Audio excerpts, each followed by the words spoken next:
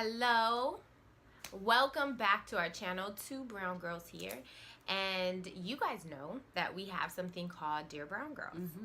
And what it is when you guys can write to us and ask us anything, and we respond back to you via video. We've done two of them so far.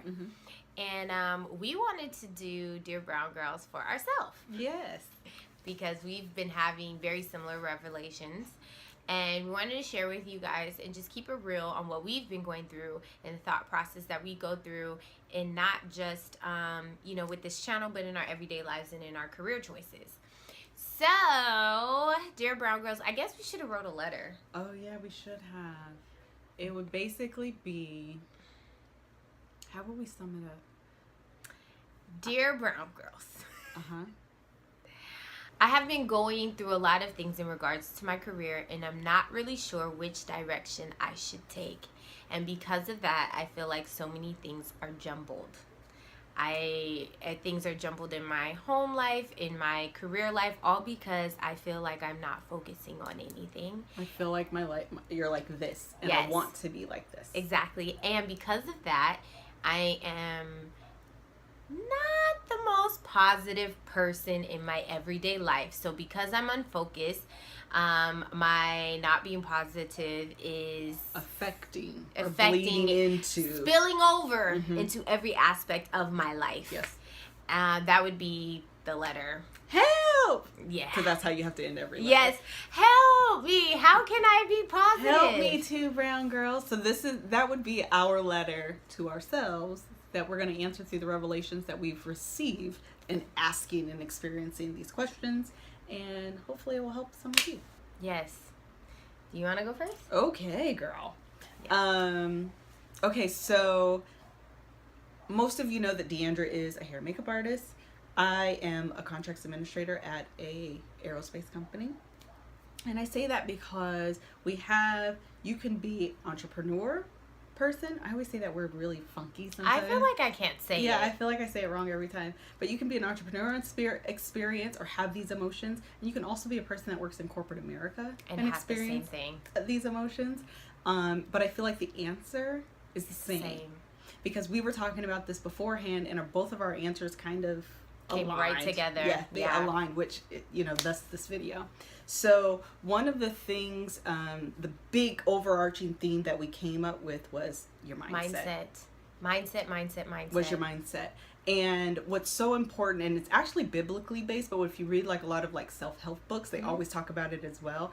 And that is, what you think is what comes out. Yeah. You know what I mean? And so you can manifest things that you think about. So if you're like scatterbrained and you feel really crazy, your life is crazy, scatterbrained, and really crazy. And so you have to make a truly conscious decision, and be very intentional, making the effort to decide, what do I want to do?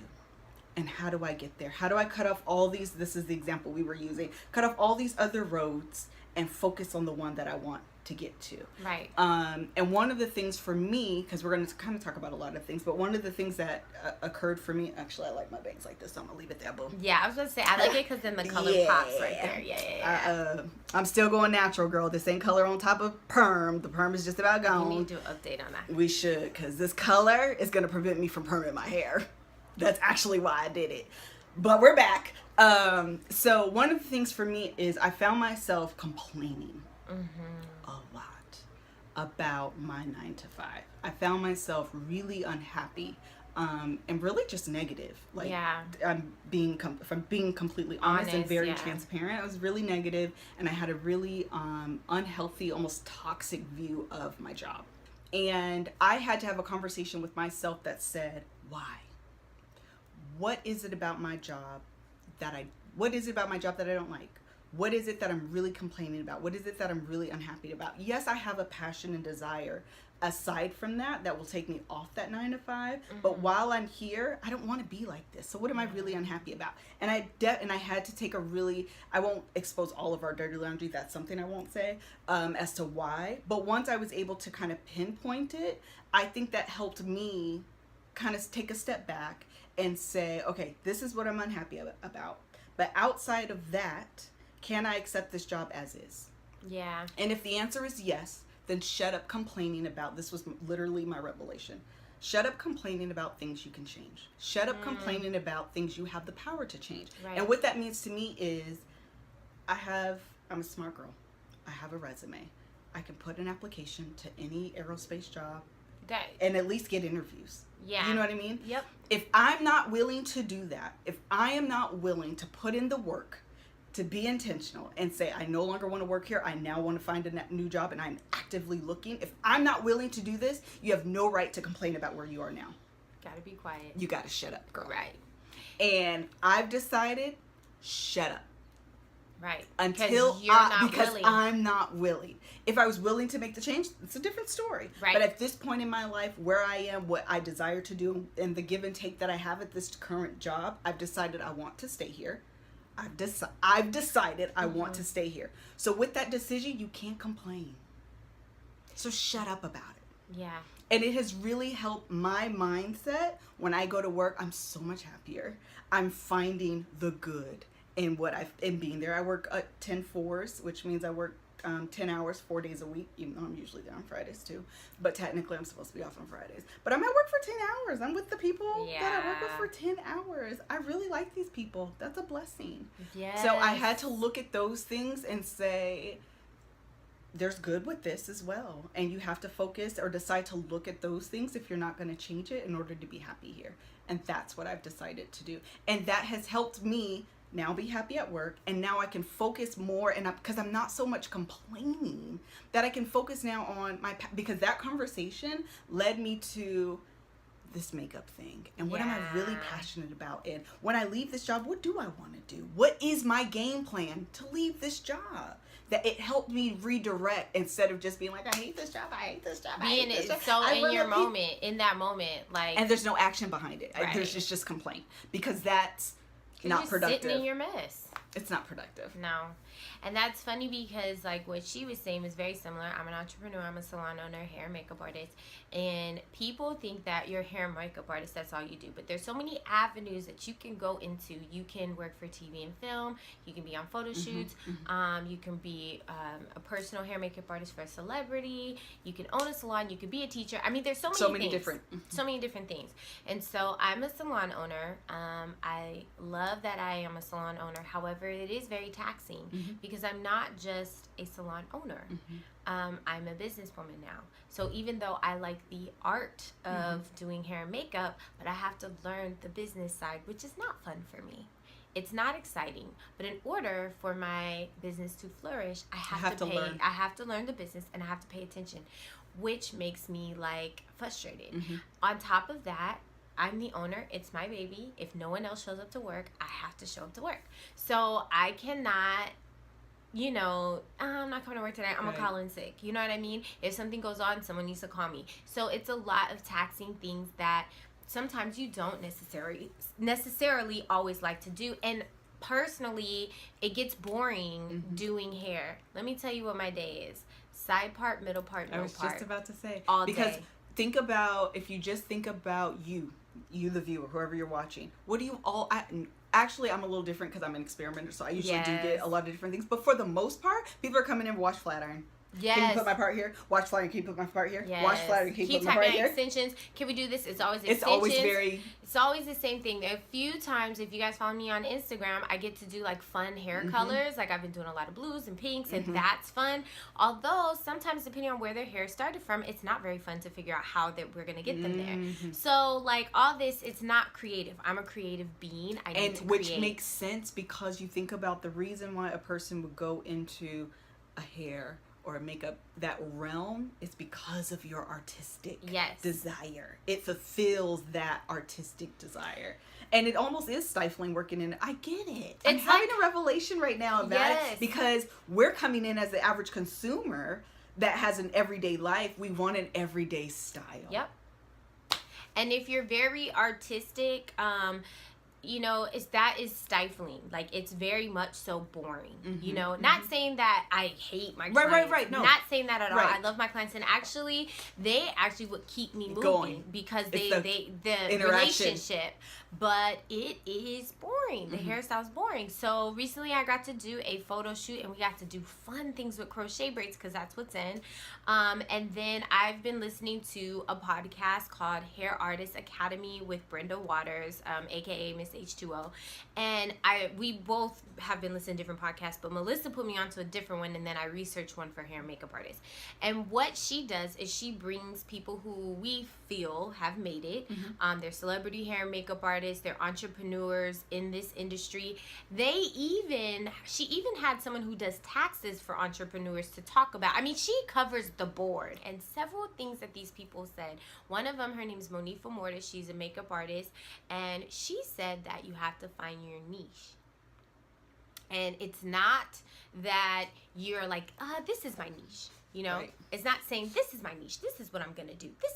No, it's trying several different things and realizing that doesn't work. Let me move on to this. That doesn't work. And I'm also reading this book called Real Artists Don't Starve.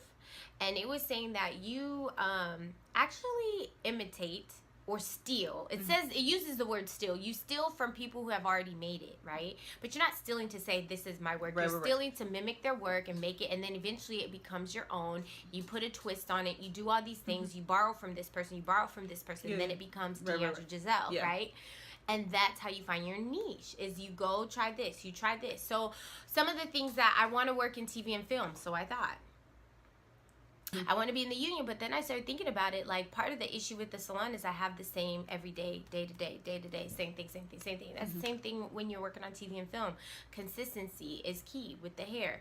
And I realized in the photo shoot, I really like being creative. I like to create the hair that's on the fashion show, and I like to do crazy things. And I realized I like that, but I also like teaching, you know?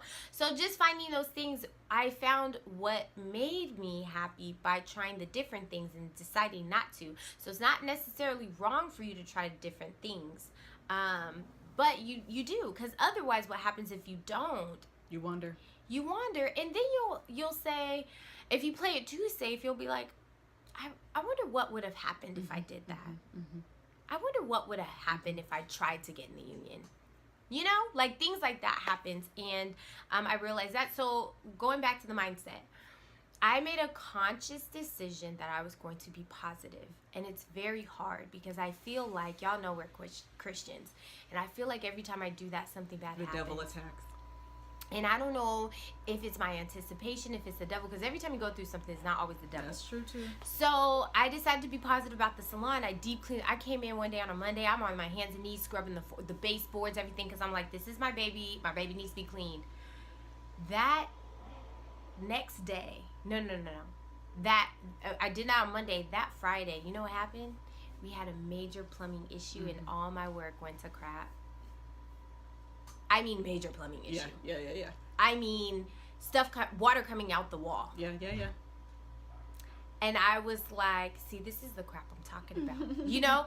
And then I decided to say, you know what? But Scotty's dad came immediately to help. He saw there was a problem. Scotty was getting off work. Scotty came, and we were there. We cleaned it up. It was fixed by the next morning because Saturday was a super busy day for us, and it was fixed. And I was like, man, God, thank you for placing people in my life, because I could have had to call a plumber. And y'all know, just for them to figure out what's wrong. Just for the trip out, it's going to cost you. Then they're going to give you a bill to say this is what's going to cost to fix. Yes. And I realized that you must decide to be positive. So I started a gratitude journal. Which is such an awesome idea. 3 things that I'm grateful for. I'm grateful that I have a supportive husband and that will drop anything to come my way. I'm grateful that I have a son that literally adores me. Mom, I love you. You're so beautiful. Mom, I love how hard you work. This is a 12-year-old child saying that, you know? And I'm grateful that I have a sane mind, that I can make a decision to change my mindset. Yeah. 3 things every day, 3 different things. And it will make you, like reflect. She said, it makes you reflect. And like she says, having the conversation with yourself and saying, I need to stop. this whole thing, and they tie, and I'm gonna help you in case you're like, what are y'all talking about? Like, you guys are talking about two different things. I'm gonna tell you how they relate. Yeah. They relate because my eventual goal is not to work a 9 to 5. My eventual goal is to work for myself and do what I'm truly passionate about. But the way to get there first is what I'm doing now. Yes. But once I get on the other side and I get to where she is, I also need direction to focus. Because what'll happen, you need the happiness piece, which we both talked about, but the other part that she talked about, and I'm just gonna bring it back out, because one of my actual natural motivational gifts, if you ever taken a motivational gifts test, I love talking about it because I taught it at the new members class at my church in Washington for like 5 years. But anyways, is teaching. So I actually really enjoy teaching. But teaching is one of mine, and so I'm a teacher. She's tying it together. She's teaching you. And that's also another thing of a teacher. Let me make sure it's clear for you what I'm trying to get to. Make sure you understand, because I can't see your faces, I can't see you nodding. So in case you're confused, we gonna tie it together. Right. And that is that once you're happy, and once you decide, God, what do I want to do? I can do all of these things, which is really what the conversation is. I'm in the entertainment or I'm in the hair and beauty world, but I could do this, I can go down this road, I can go down this road, and that's where you get scattered. You can get so confused with direction because you're like, yes, I'm under the umbrella. But girl, the umbrella has so many spokes. I can go in so many different directions, and that's confusing. And that's where you can feel lost. Like, I don't know which direction I'm going. I feel like I'm dibbling and dabbling in everything, but I'm not going forward. Ooh, girl. Yes. That was good. She just summed up how I feel. Because we all can go through that. I feel like that. Like, that's why we were talking about it earlier. Because we're both of us not talking to each other. We come and we're catching up, and we're both realizing we're in the same boat. Yep. On different sides, but we're in the same boat. And so what you have to do is just what she said. It's okay to try this and realize that didn't work for me. That's not failure. That's redirection. Yeah. Woo! Let me tell you something. She's speaking a word, and let me tell you something else. Is that failure is the way that you get to where you want to go. It narrows your road. It narrows your road, because when you have those what ifs, you can't play it safe. And I actually listened to Joyce Meyer a lot, and she was talking about how when you're comfortable, that's probably not where you're supposed to be. Because in order for you to be successful, you're gonna go through places where you're uncomfortable. That's part of growth. Yes, and it's because it's uncharted territory. You don't know what's gonna happen. Yes. You don't know if this is gonna really lead to this. But if you don't do it, then you'll stay in that same place and you'll never grow and you'll be miserable. And that is why you have to keep trying things and fail and say no. Denzel Washington spoke at a college recently and said that he failed. He put a number on it, like 52 times. Like, basically, he kept trying roles and never getting. He kept going out for auditions and never getting it. He is one of the names we think about today when you think of a black and African American actor. Successful. Denzel. And he talks about how a lady prophesied to him and said that he was going to speak to many people, and many people were going to know him in his mom's hair salon. Wow. And he was like, what is she talking about? Because he just dropped out of college. Wow. Like, how can I do this? And what has he done? He's been many things. He has spoken to many people, but he had to go through failure. Absolutely. Dropping out of college, that seems like a failure. That's a failure. But it wasn't for him. He tried it. It didn't work out.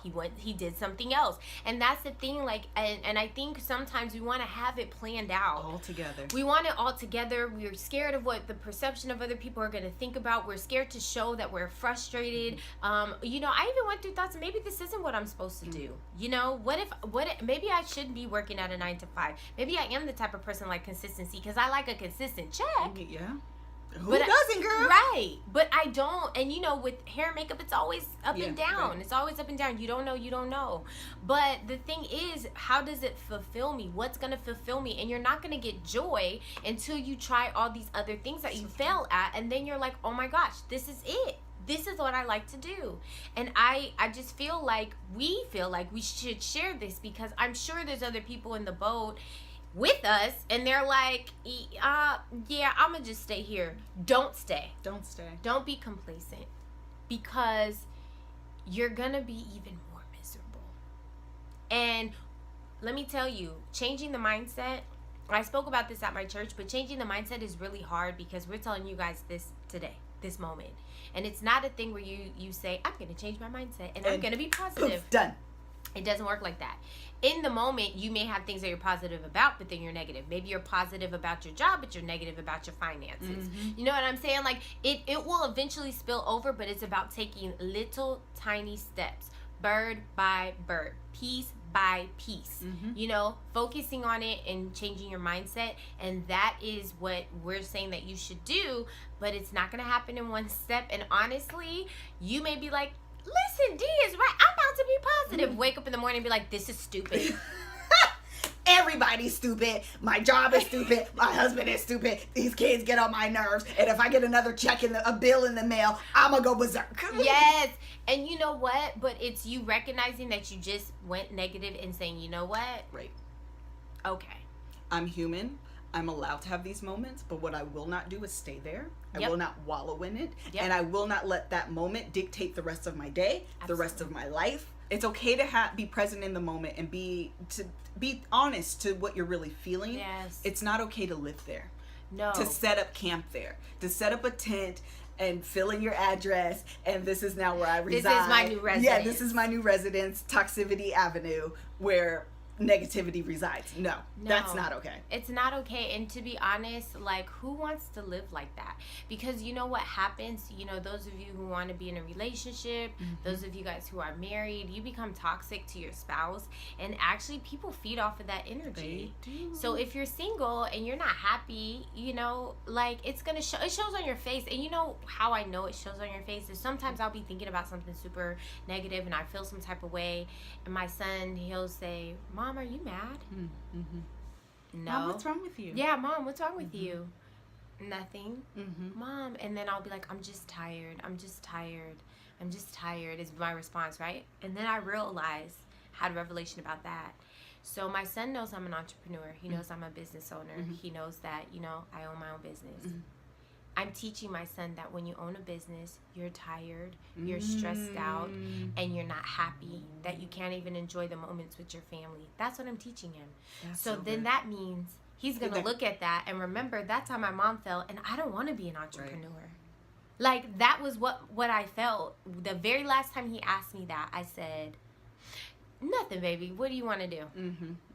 Snap out of it. Snap out of it. And you know what? That's so important. Because the biggest gift, that's such a good revelation, because the biggest gift that I actually admire about Deandra and my husband is that we, Kevin and Deandra, are giving our kids, I'm saying our kids, the gift of entrepreneurship. One thing that I'm going to be in the boat probably a little bit longer because I'm taking my little baby steps, but I'm recognizing it. I'm going to change. But one of the things that causes me to be fearful, that causes me to be timid, is because I didn't see that around me. My dad worked in the military, retired from the military, and lives a great life because he worked 20 years in the military, retired. My mom worked my entire life. My dad, more so my daddy than my mama, he has a really good work ethic. My dad's a really hard worker. That's what I saw him do. I remember seeing my dad being sick, going to work. I had bronchitis for a month, didn't miss work one day. Yeah. I remember seeing my dad sitting at the table, writing out bills, trying to figure out how to make A equal B, how to pay Peter without robbing Paul. I remember those things. Those are things that I remember. So that makes me fearful of entrepreneurship. But what I love is that there's a world outside of a 9-to-5. There's a world outside of corporate America, and that's a gift that you give your kids, recognizing you can work this 9-to-5, but there's something in you too that you can make it on your own. Absolutely. So I went through my whole thing with my job, and I realized I did some makeup for these girls for prom in June, and I, like, legit, y'all, I thought it was so she did cute. Such a good job. I was like, Melissa. I was watching so many YouTube tutorials. I bought new brushes. Like, I'm getting emotional because I was like, girl, you did it. You did it, girl. I was so proud of myself. I, like, don't ever want that pressure again, though, because it was like, it was a lot of pressure. It's like it was really stressful. I mean, it's their prom. It's their biggest day of their life thus far. Right. So anyway, I did all that, and after I did it, and I was posting pictures, 'cause I was really excited about it. Their mom was like, "Melissa, you just need to go and get your, I keep wanting to say marriage license. Your No. Your makeup. Well, it's a certificate. Okay. Yeah. So your makeup Go to certificate. school for makeup. Go to school for makeup, girl. Get your certificate. Be official. Get your stamp of approval. And Dee was saying it. Even Kev was saying it. Like my sisters were like, it was coming from a lot of different angles, and it was confusing for me because I was taking a step back and I was like, why am I so hesitant to do this? I love makeup. I legitimately, we have this YouTube channel. We have a ton of stuff back behind us. Like, it's a little bit embarrassing sometimes that I'm not a professional and I have all this crap. So it's like, what is it? What's my hesitation? Why don't I want to pursue this makeup thing as legitimate, even as a side hustle? Like, yeah, I mean, know? it could be anything you want it to be. Yeah. So I had to stop and take a step back and say, what is causing this hesitation?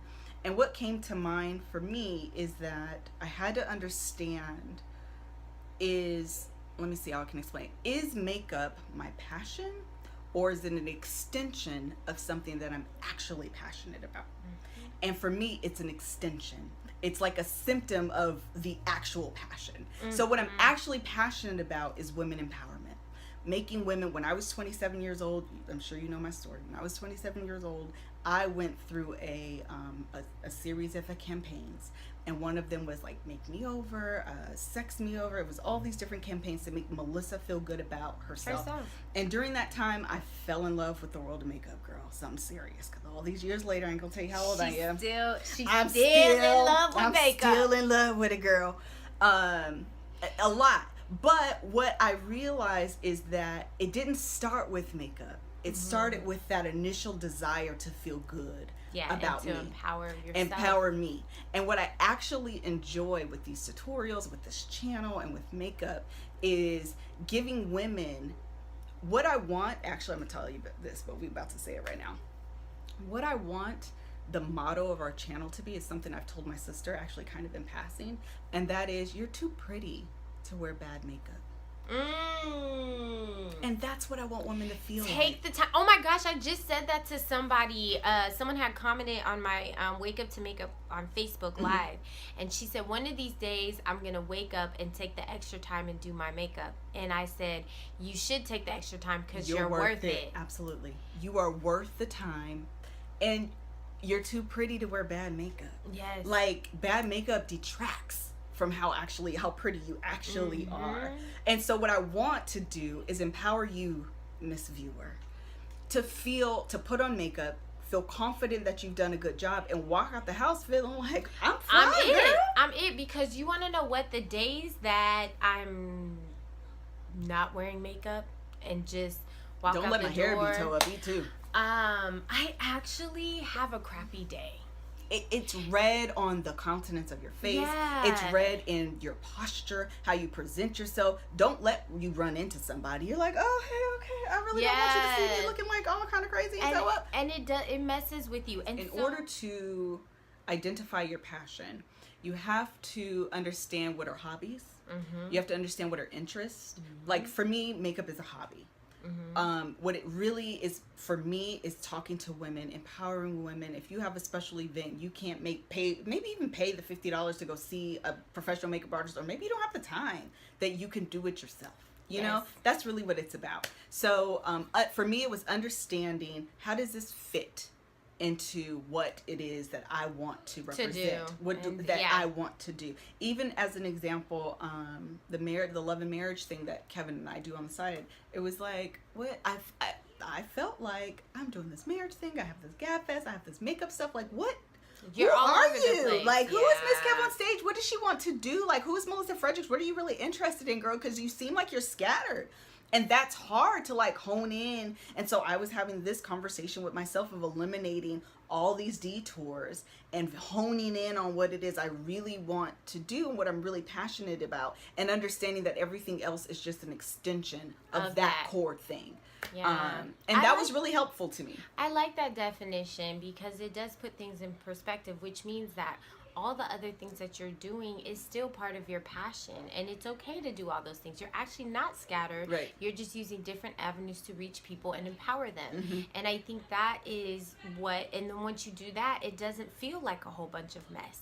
It doesn't feel like, you know what I mean? It's more organized. And it also will help, what it helped me do is not feel like I have to go full force this way. Like now, we're doing this makeup stuff. I mean, not this makeup stuff, this marriage stuff. Now I have to go be a counselor. And because that's one time what I felt like maybe I need to go be a counselor, and I need to go to school, and I need to get like a psychology degree. You're going, like, you take it way too and that's far. what I'm saying. I don't have to pursue that deep. It's not, that's not really the passion for me. Really, the marriage part of it that's attractive to me is making women feel good in their relationship, so they're able to have a better relationship sexually and physically, and they feel good about who they are and represent in their relationship. Absolutely. That's the passion. That helped me. Yeah, because yes, that because you could go down a detour. Well, and you know, that's funny that Long you say tangent. that. That's funny you say that, because bringing it back to the career that and what I'm passionate about is, I think our passions align in empowering women, but I like to do it in the outer, because I always feel like the outer makes you feel good on the inside. Absolutely. When you look in the mirror and you feel like you're it, you just feel like you can conquer the world, you know? So and true. that's why I like doing what I do. It's like when you realize really what you're doing, and sometimes that takes writing down all your thoughts. Sometimes it takes you, reading different books. Sometimes it takes quiet time with yourself. I mean, whatever it takes to finally get the aha moment. And when I say in that, you have to try different things, because I've read books, I've listened to podcasts, Me too. and really the podcast helped me, which then in turn I read some of these books, and then in turn, of course, I read my Bible and all these things. And guess what happens? It's like it just comes to me. Yep. It comes to you. Like, this is what you're supposed to be doing. And really, it'll come just as clear, but it takes a little while. You have to do these kind of purging steps to get there, because it declutters your mind. Once you understand what you're truly passionate about, once you're able to kind of eliminate these other things, you make better decisions. Oh my because they're now informed by the true passion. Yes. So I can eliminate going to try to pursue a master's degree to become a counselor, because I now understand what my passion is, and I can make an informed decision about saying, nope, that's not it. You now can make an informed decision to say, I'm not going back to school to get a teacher's license or whatever it is. Yeah. I'm not going to pay you a whole bunch of money to be in the union. I can make those informed decisions because they're informed by now a clear vision of what you're doing, what I want to do. And then the other thing is that, sometimes because we want to be good at something, that's why we're going full force into it, because I don't want to be mediocre in it. So that's why I'm going to go to college and be a counselor, so I make sure that I'm counseling people properly. But what you have to understand is that, like she said, when you are informed of what your passion is, and that you take out your emotions from it too, because a lot of times when you're emotional, you make the wrong decision. So true. So if I'm emotional, I don't know what I'm going to do, I'm not, and I make the decision to go to school, and I didn't take the time to figure out, what happens is that you took a major detour, you wasted money, you feel like you have this degree and it's not going to do you any good, and so that's the thing, like, you have to take the time to figure out what is the passion that you want to do, so you can make an informed decision, so it's not based out of emotions, because emotions will steer you wrong every single time.